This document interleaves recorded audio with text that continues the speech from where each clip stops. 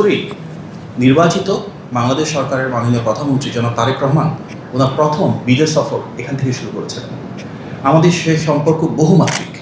এখানে একদিকে যেমন ট্রেড ইনভেস্টমেন্ট নিয়ে প্রচুর কাজ হচ্ছে, কীভাবে বাংলাদেশে মালয়েশিয়ান বিনিয়োগ বাড়ানো যায়, তার মাধ্যমে কর্মসংস্থান সৃষ্টি করা যায়, কীভাবে আমরা technology transfer, education, health care, culture সহ বেশ কিছু দ্বিপাক্ষিক বিষয়ে পিপল টু পিপল টাইজ আরও বাড়াতে পারি, কীভাবে আমাদের সম্পর্ক একটা কৌশলগত পর্যায়ে নিয়ে যেতে পারি, এবং যেসব মালয়েশিয়ান কোম্পানি বাংলাদেশে বিনিয়োগ করেছে তাদের কাজের ব্যাপ্তি বাড়াতে পারি। যেমন আকজিয়াটা রয়েছে, আমরা এমএমসি পোর্টস নিয়ে কথা বলছি, পেট্রোনাস থেকে বাংলাদেশে কীভাবে গ্যাস রপ্তানি করা যায় সেগুলো নিয়ে কথা বলছি।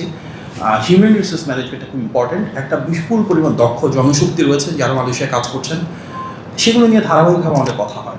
ইতিমধ্যে আপনারা জানেন যে মালয়েশিয়ার মাননীয় প্রধানমন্ত্রীর সাথে বাংলাদেশের মাননীয় প্রধানমন্ত্রীর সম্প্রতি কথা হয়েছে, দ্বিপাক্ষিক স্বার্থের বিভিন্ন বিষয় নিয়ে আলোচনা হয়েছে।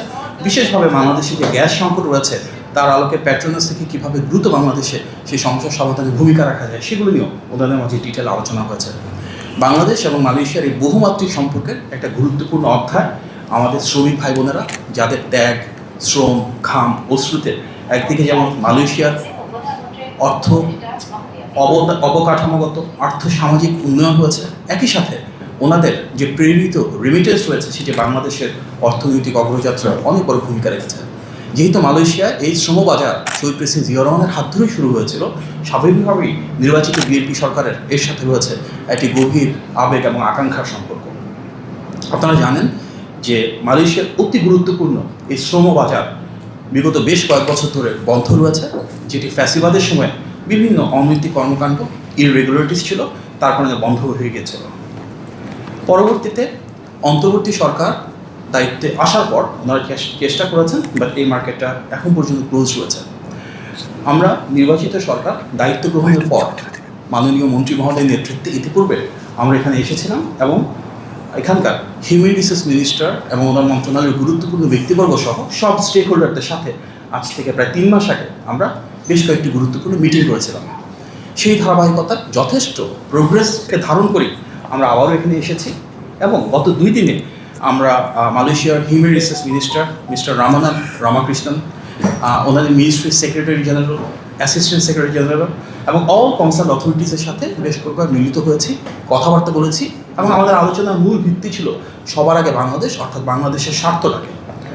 আমরা খুব আনন্দের সাথে আপনাদেরকে জানাতে চাই যে আমাদের both countries now mutually agree to open this শ্রমবাজার immediately, এবং আমরা ডিউ প্রসেস ফলো করে যত দ্রুত সম্ভব এই শ্রমবাজার উন্মুক্ত করবার মাধ্যমে বাংলাদেশের যে বিপুল জনশক্তি রয়েছেন ওনাদের জন্য মালয়েশিয়া এ দ্বার উন্মুক্ত করতে চাচ্ছি।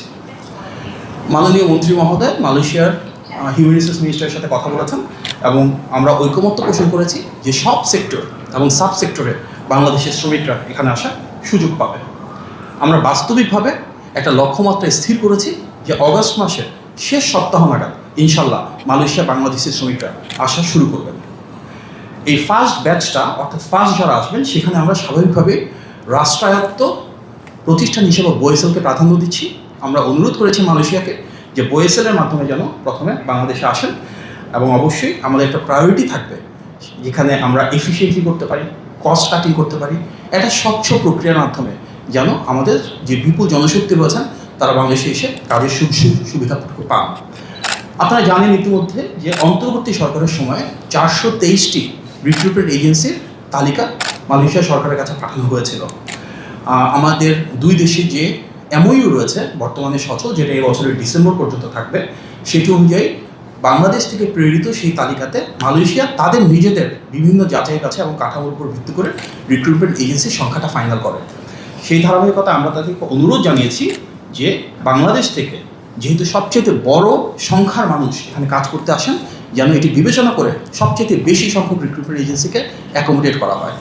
ইতিমধ্যে আপনারা জানেন যে বাংলাদেশের প্রবাসী কল্যাণ এবং বৈদেশিক কর্মসংস্থান মন্ত্রণালয় থেকে পূর্ববর্তী সময়ে ফ্যাসিবাদের সাথে যারা জড়িত ছিল, যারা বিভিন্ন ধরনের দুর্নীতি এবং অনৈতিক কর্মকাণ্ডের সাথে জড়িত ছিল, তাদের লাইসেন্সকে প্রত্যাহার করা হয়েছে। সুতরাং আমরা আমাদের একটা বার্তা পৌঁছে দিয়েছি মালয়েশিয়া সরকারের সাথে যে যারা ফ্যাসিবাদী কর্মকাণ্ডের সাথে জড়িত, যারা অনৈতিক কর্মকাণ্ড করেছিল, যারা সিন্ডিকেটের অংশ হিসেবে দুর্নীতিতে ছিল, তাদের কেউ এই নতুন যে তালিকা হবে সেখানে থাকবেন না এবং মালয়েশিয়ান অথরিটি সেটি সামনের দিনগুলোতে অত্যন্ত স্বল্প সময়ের ভিতর কনফার্ম করবেন।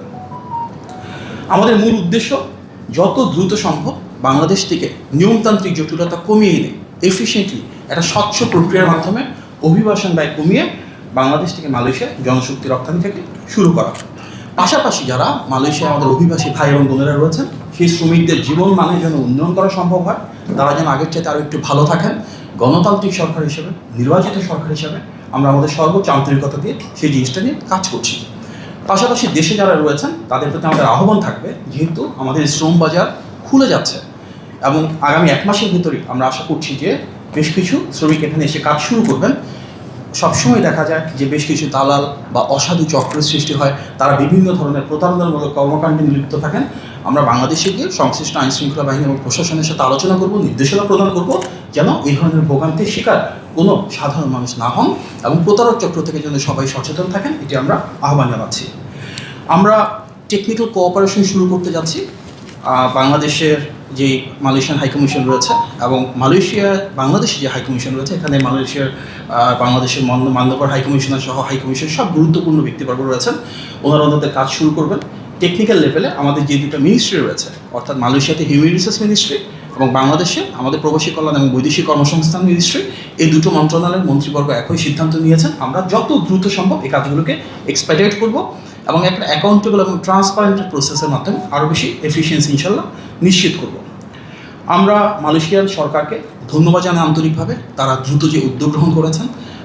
অনারেবল প্রাইম মিনিস্টার মালয়েশিয়ার, অনারেবল হিউম্যান রিসোর্স মিনিস্টার এবং কনসার্ন মিনিস্ট্রিতে যারা রয়েছেন তাদেরকে আমরা আন্তরিকভাবে কৃতজ্ঞতা জ্ঞাপন করছি।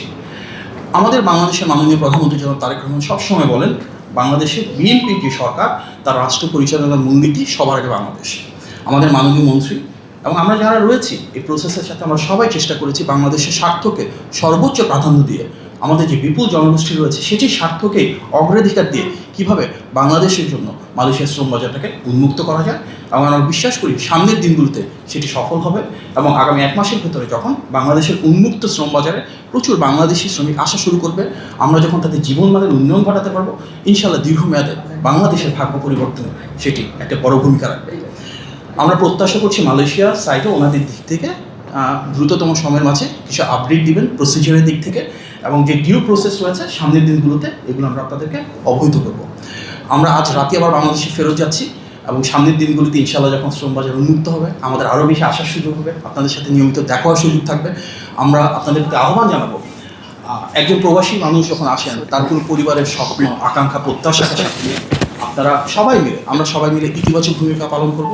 আমরা হাইকমিশনকে মাননীয় মন্ত্রী মহোদয় ইতিমধ্যে নির্দেশনা দিয়েছেন যেন শ্রম বান্ধব একটা সার্ভিস আমরা এখানে প্রোভাইড করতে পারি, যেন শ্রমিকদের একটা আস্থার জায়গায় বাংলাদেশ হাইকমিশন হয়ে ওঠে।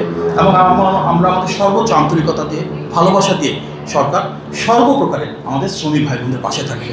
বিএনপি সে সরকার একদিকে যেমন শহীদ প্রেসিডেন্ট জিয়াউর রহমানের হাত ধরে প্রবাসীদের বিদেশে আসা শুরু হয় কর্মসংস্থানের জন্য, একইভাবে যেই মন্ত্রণালয়ের প্রতিনিধিত্ব আমরা করছি প্রবাসী কল্যাণ এবং বৈদেশিক কর্মসংস্থান, সেটিও কিন্তু শুরু হয়েছিল দেশনেত্রী এবং খালেদা জিয়ার সময়। আমাদের প্রবাসী ভাই বোনেরা ভোট দিয়েছেন এবার, এবং সেটি কিন্তু আমাদের বর্তমান প্রধানমন্ত্রী জনাব তারেক রহমানের নির্বাচনী যে ম্যানিফেস্টো ছিল সেখানে একটা প্রতিশ্রুতি ছিল। সুতরাং বিএনপি সবসময় প্রবাসী বান্ধব, আমাদের রাষ্ট্র পরিচালনা সবসময় আমরা প্রবাসীদের স্বার্থ, প্রবাসীদের আকাঙ্ক্ষা, প্রবাসীদের প্রত্যাশাকে সর্বোচ্চ মূল্যায়ন করতে চাই এবং সামনের দিনগুলোতে ইনশাআল্লাহ সে ধারা অব্যাহত থাকবে। আমাদের এই অগ্রযাত্রায়, পথযাত্রায় আপনাদের সবার ঐকান্তিক সহযোগিতা আমরা কামনা করি। আপনাদের সবাইকে অনেক ধন্যবাদ। আসসালামু আলাইকুম।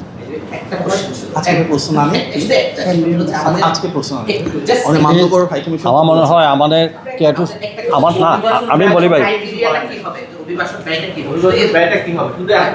ইতিমধ্যে বলেছি যে ডিউ প্রসেসগুলো রয়েছে এগুলো নিয়ে কিছু কাজ চলমান রয়েছে, যার কারণে আমরা 1 মাস সময় দিয়েছি। আমাদের